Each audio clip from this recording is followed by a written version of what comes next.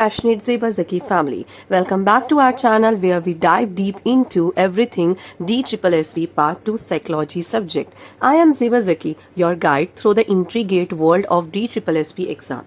Whether you are a beginner or a seasoned aspirant, we have got you covered with tips, strategies, and comprehensive study guides to help you ace your exam. So, let's get started and achieve your dreams together.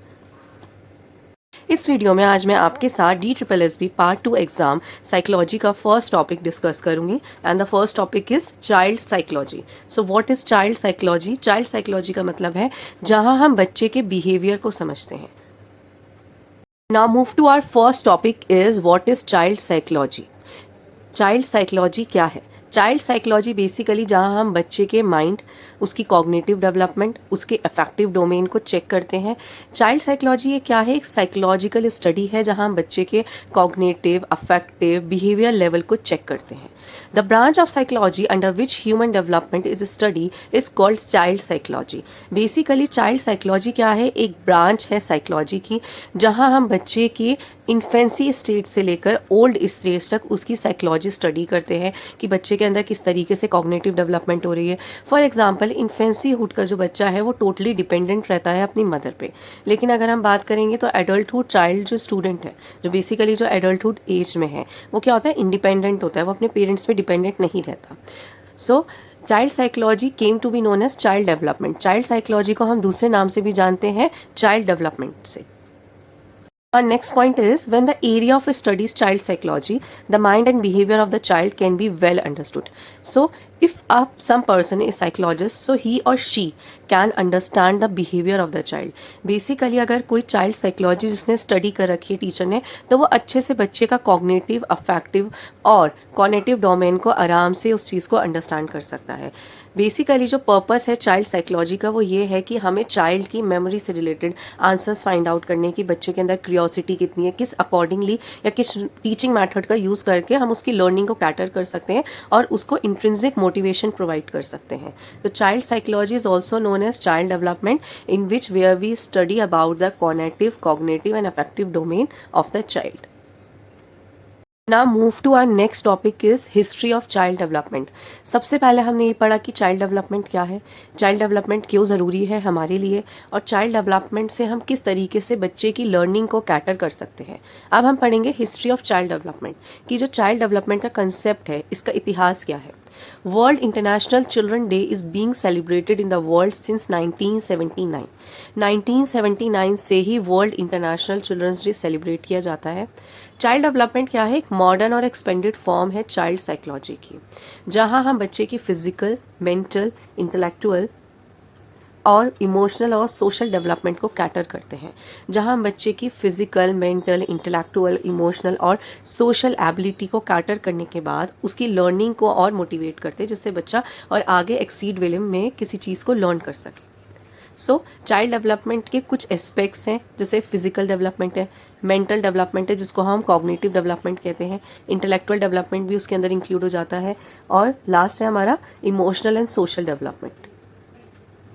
Now move to our next point is till the 17th century. 17th century में child development या child psychology में कोई difference नहीं था और ना ही इस term को कोई जानता था, और चाइल्ड की डेवलपमेंट के ऊपर काफ़ी फोकस नहीं किया जाता था एशियन टाइम्स में. लेकिन फिलोसोफर्स ने अपने कॉन्स्टेंट एफर्ट्स का यूज़ किया और बाद में उन्होंने चाइल्ड की स्टडी करी कि किस तरीके से बच्चे की डेवलपमेंट होती है, किस स्टेज में बच्चे के हार्मोन्स डेवलपमेंट होते हैं. फॉर एग्जाम्पल जो आपकी प्यूबर्टी एज होती है वो स्टार्ट होती है आपकी 11 to 13 ईयर्स में. 11 to 13 ईयर्स बेसिकली क्या है?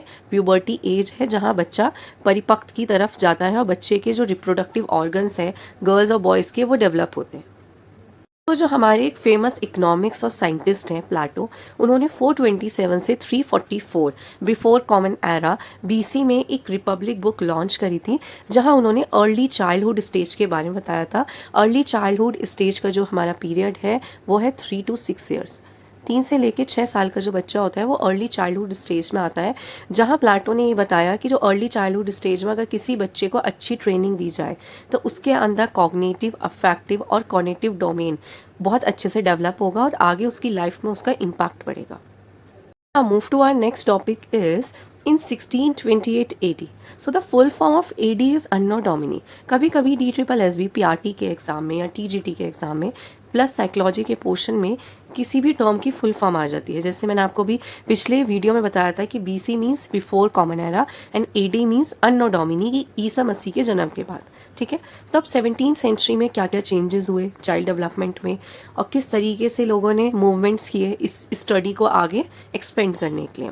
सो first point is John Amos Comenius. John Amos Comenius ने इस्टेब्लिश किया था एक स्कूल जिसका नाम था स्कूल ऑफ इन्फेंसी, जहाँ उन्होंने बेसिकली चिल्ड्रंस के बारे में टीच किया था, इन्फेंसी हुड के बारे में टीच किया था। इन्फेंसी हुड का मतलब है 0 से लेके 2 साल तक का बच्चा जो लिटरली अपनी मदर पे पूरी तरीके से डिपेंडेंट होता है।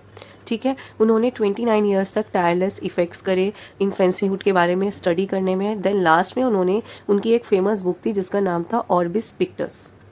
Then next point is in 1659 AD, this book have given the details of the educational development of the child of all classes.